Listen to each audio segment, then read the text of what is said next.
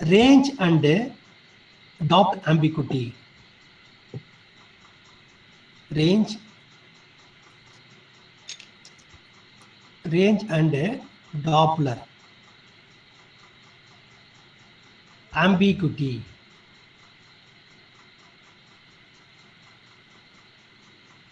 Range and Doppler ambiguity. Right. That means this analysis will help us to find the maximum unambiguous range. Unambiguous range and maximum Doppler frequency. Unambiguous. FD unambiguous. In other way, this you can say maximum velocity. Unambiguous velocity. Right. I hope you might have studied about unambiguous range in our earlier semester. Correct, no? Or we should recall?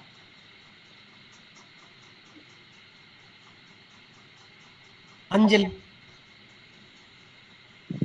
Yes, sir, we have learned about that. So, straight away we will move to this one, or we will just recall? It is simple only. Yes, sir. We will just recall and we'll... It is something like that. We will understand first, because in every radar, there are a lot of limitations. Limitation in the sense, specifications. You have to freeze the specification before beginning the design process. So we have to fix what is the maximum unambiguous range of the target radar and what is the maximum velocity. You cannot measure infinitive amount of range using one radar or infinitive velocity target, right? This range is related to time. Range is related to time. The frequency is related to velocity. Frequency is related to velocity. The range and time both are interrelated, right? Both are interrelated. Here, the Doppler and velocity both are interrelated. Because of the velocity only Doppler comes. Based on the time only we are going to measure the range. Based on the time only we are going to measure the range, right? Okay. What is that? Blood दिख रहा है sir. Blood आ रहे. एक minute, change that. ये अच्छा है, this color? Sir, it is out of visible, sir. Okay. Paper. हाँ. अभी fine? Yes, sir. Okay. So, you will understand what is the range, unambiguous range. Suppose. Sir, थोड़ा नीचे कर दीजिए sir. हाँ. Paper shift sir. हाँ. अभी ठीक है? Okay ना अभी? No sir. अभी? हाँ now okay sir. Now fine ना? Fine. Okay, right.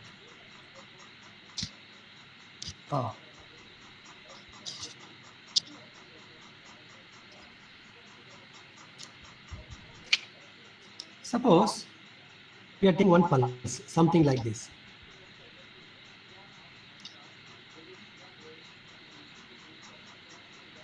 This is the pulse we have. We know that inside this pulse there is the RF energy. Right. So this is what we called our PRT.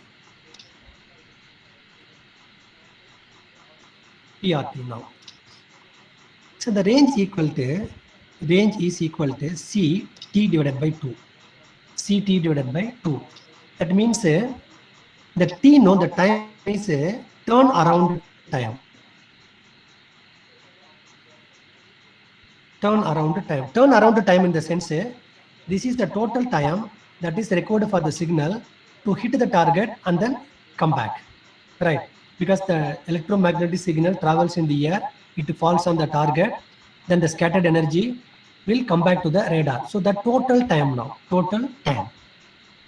Suppose the unambiguous range, or unambiguous range. The maximum range is different. Maximum range depends the sensitivity of your detector and then the amount of power you are pumping. And then the RCS of the target as well. So we are not interested in the maximum range now. We are not interested in the maximum range. We are interested in the unambiguous range. That means the range can be accurately estimated without any confusion. Is equal to C PRT divided by 2. C PRT divided by 2. That means that T should be equal to PRT. If the T is greater than PRT, then obviously you will be landing with ambiguous. What is that ambiguity? We will see. That is ambiguous range problem. So T should be equal to PRT means our unambiguous range is equal to C PRT by 2. That is a C into PRT by 2 means this is your PRT. Your echo time should be half of this one now. Maybe something here now. This is the maximum time instant. At which your signal should start coming back to the radar. That means signal you transmitted at this instant now, it is traveling in the air. At this time instant, it is hitting the target. Then the target scatters in all the direction. The scattered energy travels back now. So if the target is illuminated by the electromagnetic signal at this instant of time, then only you will get the echo at this instant of time. Now. If the target is illuminated by the electromagnetic energy before this time is fine. Before this time is no issue because your echo also will be received before this time. Suppose if it is illuminated at this point, then you will get echo at this point. If the illumination happens at this point, you will get this at this point. If it is here, you will get here. So that is fine. But the maximum time, the signal can travel, and within this amount of time, that is a PRT by 2 amount of time, your signal should reach the target. Means that is the time. That is a maximum time you can allow your signal to measure the range accurately in this radar, because your signal illuminates the target at PRT by 2, then your echo will be available at the radar at exactly PRT. Therefore, the unambiguous range or unambiguous equal to C into PRT by 2. Suppose if it is illuminating somewhere here, you assume now another case, somewhere it is here. That means not exactly at the PRT by 2, it is a PRT by 2. The time is greater than PRT by 2. If it is greater than PRT by 2, then that means your target is illuminated exactly at this instant of time. Then the echo will not be available before sending this pulse. That means it will not be available before this time. It will be available after some time somewhere here. So your receiver will understand that that is the echo corresponding to this pulse or the echo corresponding to the earlier pulse. Now. So that is called ambiguous detection. Therefore, your detection cannot be accurate. You are resulting into some ambiguous decision. So it is difficult. We cannot make the range accurate. We cannot measure the range accurately because of this issue now. Therefore, the unambiguous range is equal to CPRT by 2. CPRT by 2 will give the unambiguous range for every radar.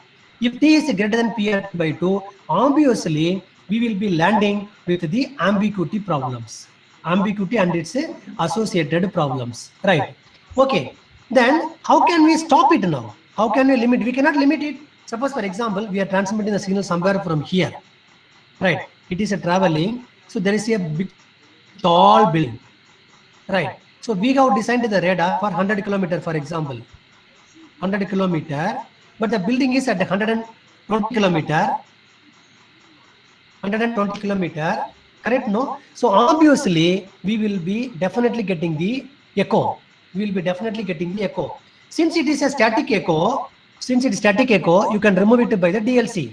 No matter whether it is coming after second pulse or before the second pulse, no matter, this can be cancelled out automatically.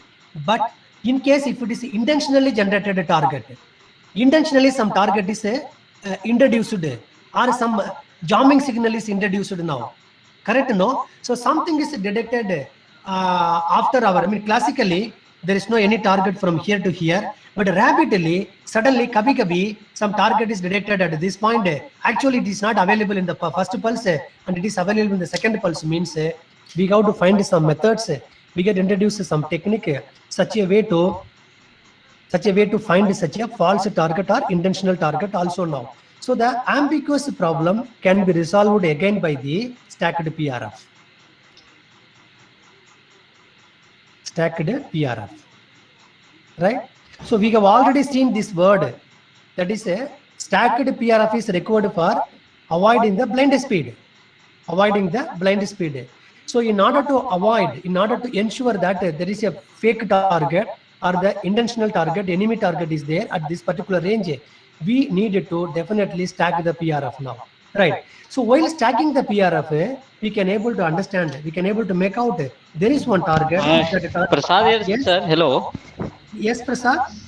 Sir, in unambiguous range, sir. Sir, if appear after second pulse, sir. Hello. Then sir, range have so very close to radar. Exactly, and that is the problem, no? So our receiver chain will understand that there is one target close to the radar. Correct, no? Correct, sir. After second pulse, see now transmission, listening, no any target. Second transmission, one target received. So radar will understand that there is a target now. This target close the radar. This target is actually beyond the maximum range of the target. Correct, no? Make a maximum range of the radar. Sir. Is it clear, Prasad? Yes, sir. But appear is the very closest to radar. And now it appears it is close to the radar, no? So that what we call the ambiguous detection. We do not know really there is a target or not. We do not know. I mean, it appears here that there is a target at 50 kilometer as per the second pulse concerned. But actually this target is suppose this is for 100 kilometer radar. We are getting one peak at 50 kilometer at somewhere here. But this target is actually at 150 kilometer. Is it fine? This is clear, Prasad? Yes, sir. Yes. Correct. Yes, so clear, what sir. we needed to do, we got to stack the PRF, right? Stack the PRF in the sense, I will increase the PRT to, instead of this may be supposed to 10 millisecond, for example, I will randomly increase into 20 millisecond. That means I will listen for this much amount of time. I will send the second pulse here for some time. So definitely this target will be picked in this PRF mate. So whenever I stacked the PRF, whenever I increased the PRF, then the longer range target also will be picked now. Understand? So I can make the history that there is one clutter, there is one static target, that the target will appear at 50 kilometer or at 150 kilometer now. So I can do the signal processing such a way that will be removed off now. So this is what we call the stacked PRF. That means your PRF will be something like that. Then it will go like this, it will come like that. It will come like this. So the PRF also we are varying. So whenever we are varying the PRF to the maximum sensitive level of the radar, you can pick up any such ambiguity detections or ambiguity echoes. So that is what we call the stacked PRF. Stacked PRF. You understood, Prasad, now? Yes, sir. Then we will find out. So in the stacked PRF, we will see very in detail subsequently. Now you understand that stacked PRF is required for blind speed avoiding as well as the ambiguity range detection, avoiding the ambiguous detection. Right. Okay. Next, the same thing is there in the Doppler as well. Doppler ambiguity.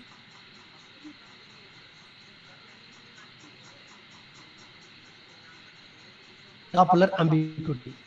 Right. What is Doppler ambiguity? That we should understand very clearly now. Right.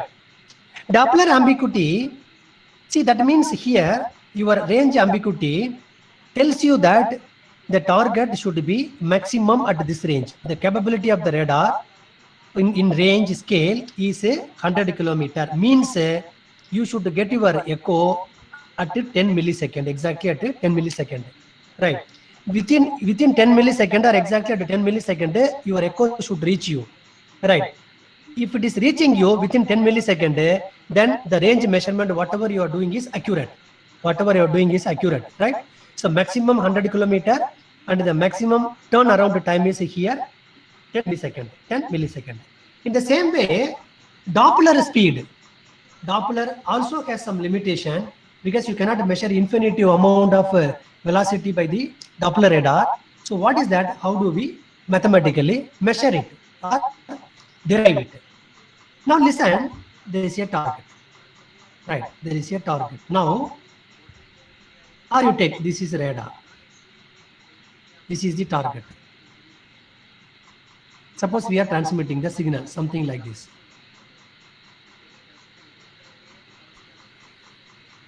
If it is going something like this.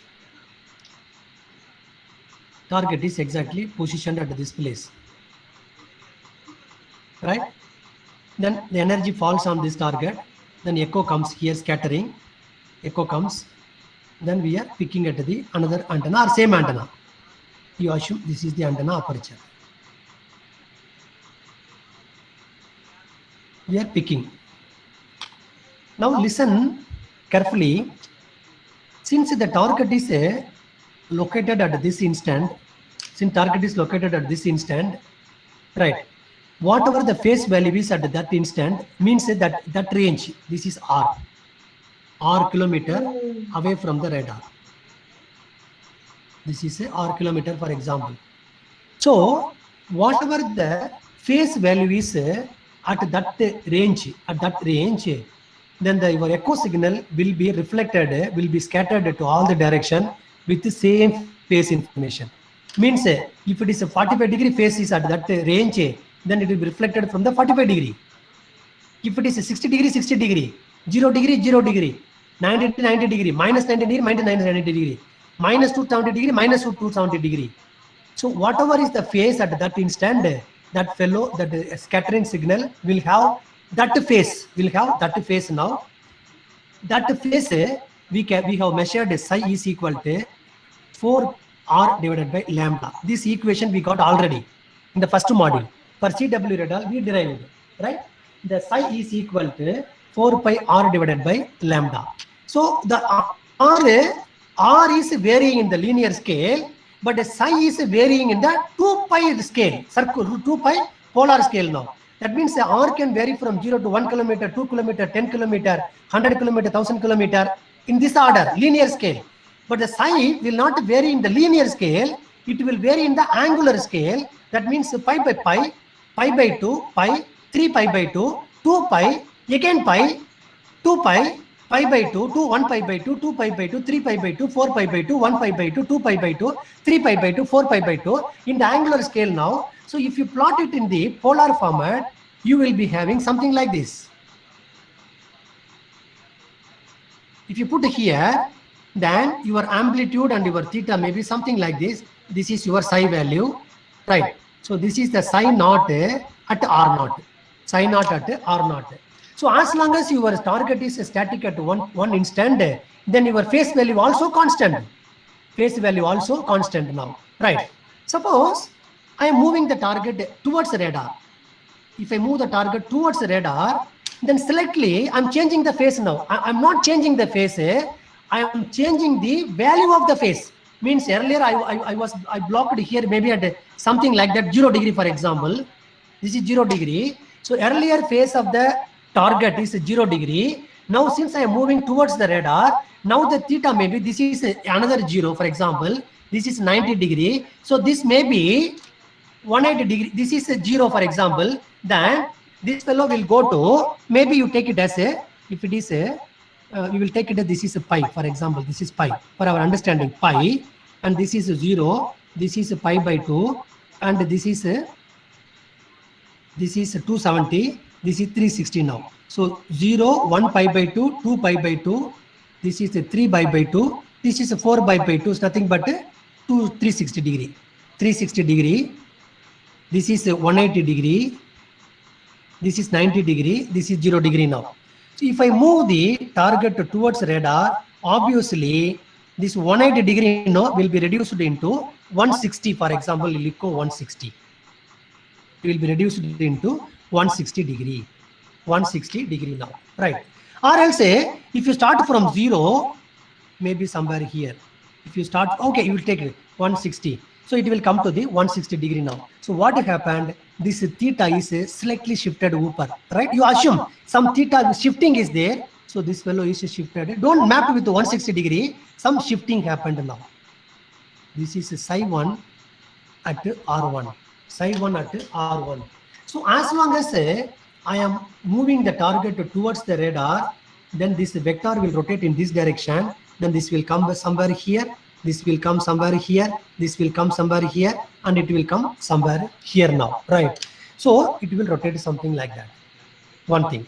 Second thing, if I am going away from this side, what happened? Then the theta will be shifted to this side. Now the theta goes in the negative direction. Theta goes in the negative direction. Therefore, this will be in this direction. It will come something like that. Here it is here it is like this. So for this case concerned, the angular frequency omega is greater than 0 for approaching target and omega less than 0 for receding target. But this is not the case always. Suppose your target is somewhere here. For example, it is signal is like this. Suppose you assume that your target is somewhere here now, right? Now somewhere here. Now you approach your target. Now your omega value will go in negative direction. Will go in the negative direction. Now you look here. This is negative theta, right? And then your magnitude in the negative direction. And then you recede from here. It is in the positive direction. The idea is now the omega will be greater than 0 or less than 0 for approaching target. But if it is greater than 0, definitely it will be less than 0 for receding target. If it is less than 0, definitely it will be greater than 0 for the receding target now. So these two are orthogonal. These two are orthogonal means they will not be in the same direction. You take any instant here, that fellow will go this side or this side now. It will go up or it will come down now. The value will increase or value will decrease now. So from there you can make out the theta value now. Right. Okay. This we will graphically illustrate here.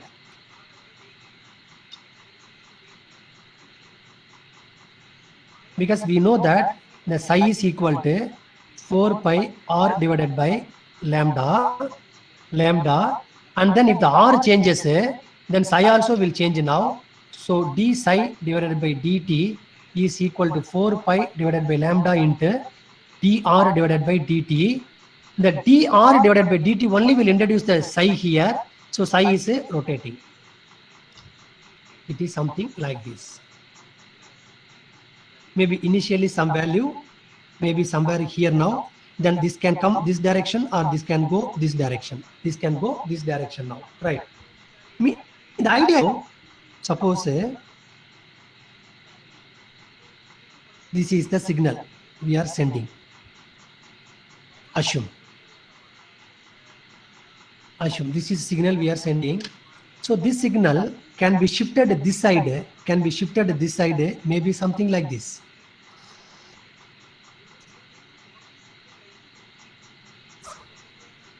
Or maybe something like this. Or maybe something like this. You know why the phase shift is happening here, right? Phase shift is happening. Then maybe something like this. And then this one also is fine. Like this. Right? This means it is a shifting in the positive side. Phase variation is in the positive side. Then you come in the reverse side. In the reverse side, the signal can be something like this.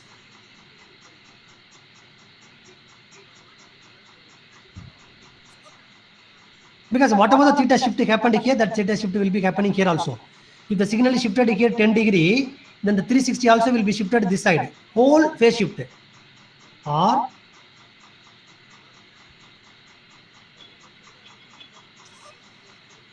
like this, or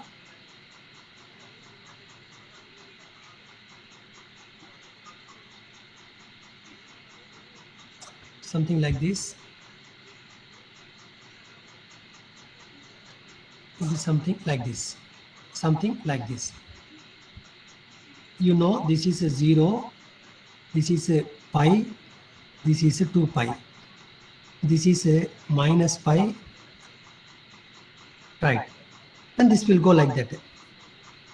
Listen carefully here. If the shift happens,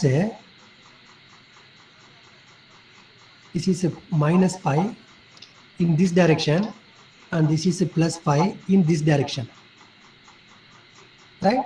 So either your approaching target, receding target will take either this profile or this profile now. If it is here, definitely another will be minus side. If this is here, another will be this side now, right? Or one value theta will increase, one side theta will decrease now. Theta will increase or theta will decrease now, right? So you can understand. Now listen, and also you got the range information. In addition to that, you have the range information also with you.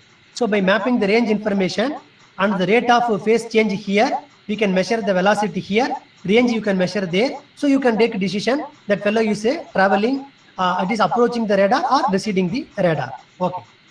Now the problem is, suppose in the forward direction, in two side, this side, if the target phase shift, the transmitted electromagnetic signal phase shift occurs above pi, occurs greater than pi, right? This region is greater than pi, and this region is less than minus pi. Less than minus pi, it is difficult to measure the velocity of the target. Why? Why it is difficult to measure the velocity of the target? See, what do we say? From here to, you can come to this pi. You can come to this pi. Or from this pi to, you can go to 0. You can go to 0. Or from 0 to, you can come to minus pi in this direction. Or you can go from minus pi to 0. All together, you can go positive side pi and negative side minus pi. If the phase shift is within minus pi to plus pi, phase difference falls within minus pi to plus pi, you can absolutely measure the Doppler velocity.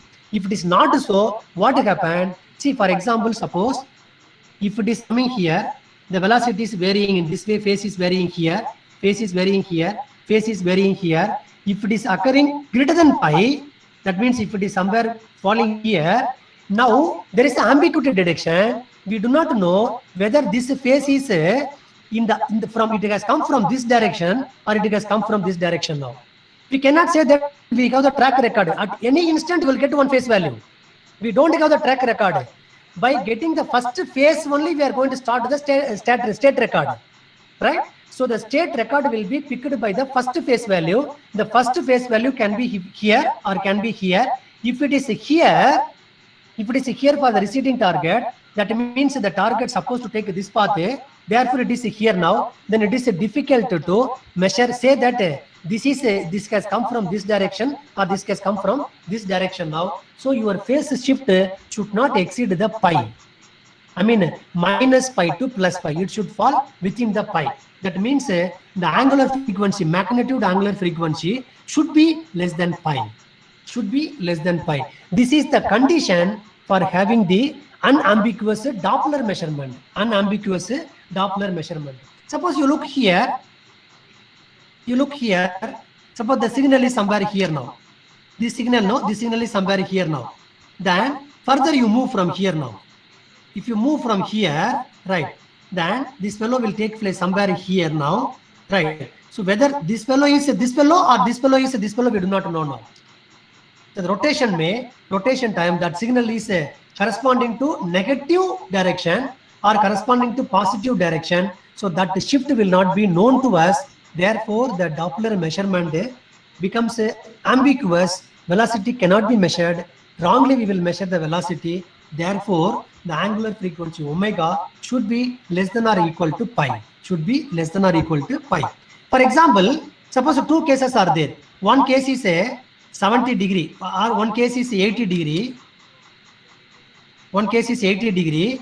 Another case is a 80 degree matlab I will write a 160 degree. One case is 160 degree somewhere here. Another one is a 200 degree. 200 degree now. How will you distinguish this 160 degree and 200 degree now? We cannot distinguish it now because this point is corresponding to 160 degree from here, and from here this is 200 degree. From here it is a 200 degree, right? So the phasor value will be in the signal phase is a phasor value will be magnitude. So it is difficult to get that phase value. So the ambiguity will be introduced in the Doppler measurement when it is not within the minus pi to plus pi. So the omega should be less than or equal less than pi, right? Now you look here. You will take back this equation. D psi divided by dt is equal to 4 pi divided by lambda. dr divided by dt is nothing but the rate of change of range. Rate of change of range is nothing but velocity, right? Velocity. That means your r is equal to vt. R is equal to vt. When the v is at one value, when the time is there, then your range will be measured. Range can be measured now. So 4 pi divided by lambda, 4 pi divided by lambda will give us the range information. That is, this can be replaced by v into t. V into t. V into t will give us the range information now, right? Velocity, and this is the real time range information. But in the pulse radar, 4 pi divided by lambda, v into, we are not going to observe the entire period. We are going to observe only the TP period. So TP, only TP now. T is okay if you continuously observe all over the time. But here we are not continuously observing all the time. We are going to refer only the VTP. So T psi divided by TT equal to 4 pi lambda VTP now. This equation will give us the D psi divided by dt, the rate of change of phase for the pulse radar. Pulse radar. The D psi divided by dt is nothing but omega. Omega is equal to 4 pi VTP divided by lambda. And from here, the V is equal to 1. This is one result. Another result is V is equal to omega lambda divided by 4 pi TP. 4 pi TP. TP is fixed, lambda is fixed. Right, fixed means if you vary it, you know what is the value. If you vary lambda, you know what is the value. If you measure only the omega, you can measure the velocity. We can measure the velocity now. So the omega value means angular rotation. At what rate it is rotating? This vector is rotating. If you measure that angular rotation, it is possible to measure the velocity also now. By subsequent two phase changes, you can measure the velocity also here now. Right. This is one equation. That means velocity measurement using the angular frequency. Another thing, as per this condition,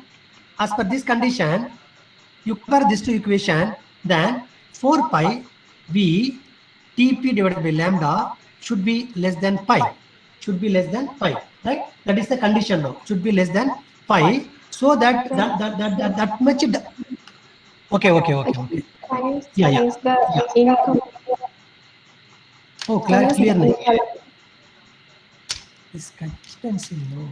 4 pi v TP divided by lambda less than pi. That is the condition now. It should be less than pi. The whole omega should be less than pi. Magnitude should be less than pi. So that means that is equal to, from here, your velocity less than pi lambda divided by 4 pi TP, that is v less than lambda divided by 4 TP. Velocity of the target V should be lambda divided by 4 TP now. That means the maximum velocity is equal to lambda divided by 4 TP.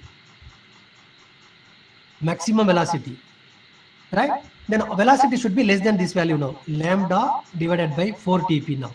We got to understand this equation. What does it mean now? Velocity.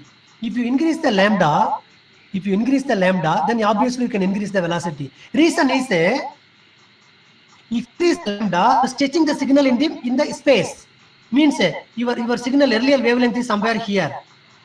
You are somewhere here. You increase the wavelength somewhere here. Obviously, you can accommodate more wavelength here because your wavelength is very high.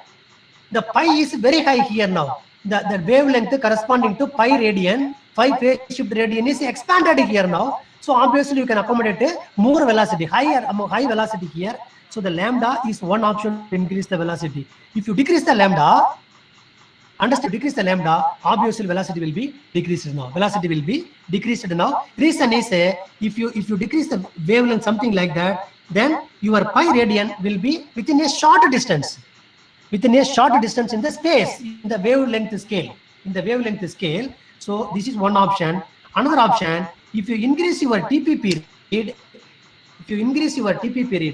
obviously your Vmax will come down. So we have to shorten the TP period now. If you shorten the TP period, you can access your maximum. You can get the maximum velocity now. Understand? So these two things are required. The ambiguous condition is the velocity should be less than or equal to lambda divided by 4 TP now. 4 TP, this has come from this pi to pi relations. So the angular frequency should be less than or equal to, the magnitude of the angular frequency should be less than pi radian. That means the phase can vary from minus pi to plus pi. Now. So this what we called Doppler ambiguity. Doppler or velocity ambiguity. As long as it is in the omega, it is Doppler ambiguity. In the V scale, it is velocity ambiguity. It is the velocity ambiguity now, right? So range ambiguity and velocity ambiguity, time ambiguity, Doppler ambiguity, these two should be known to us before beginning the any radar design. Now, right? With this one, we will move into another two associated discussions. They are called, one is a clutter mapping.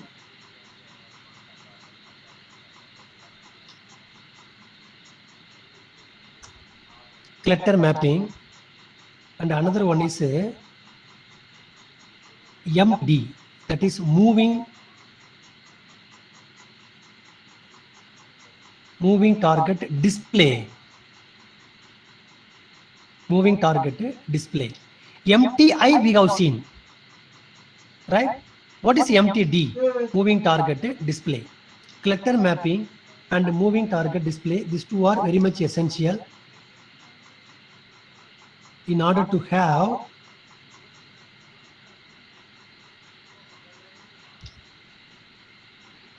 a full profile, full signature about the target.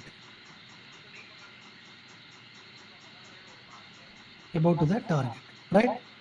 I will stop at this time. We will continue in the next lecture. These two topics. Any questions, any doubt, you can ask me. 12 to 1 is what is your plan, Anjali? Lecture again? Sir, for FPGA lecture is there for some of them, sir. Half of them are free and So people are not free. sir, all are not free. Some of them have lecture. Okay, no problem. Then we will take some other lecture. Tomorrow we have no last time. Huh? Sir FPGA का lecture का message आता है sir, अभी तक शायद सब group पे आया कि नहीं पता नहीं. Then if you all are free, then we will until confirmed. You can maybe you can send message to respective Sir, no faculty and then- lecture link is received yet. lecture hai? No lecture link is received yet, sir. Maybe Can you sir, not confirm? like Yeah, please confirm. If you are free, then we will go ahead. Sir, no lecture link is received yet for FPGA. Who is taking the FPGA course there? Abhilash, sir.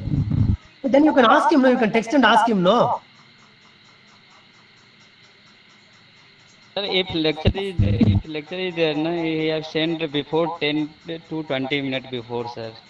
Okay. Then fine. We will go ahead then. If anything comes, then we will start. What about others, Prasad? Only FPGA class is there, sir. Maybe 2-3 students have. Okay, right. Okay. Maybe not Okay. today. Now, right. Now we have to understand the clutter mapping now. What is the clutter mapping?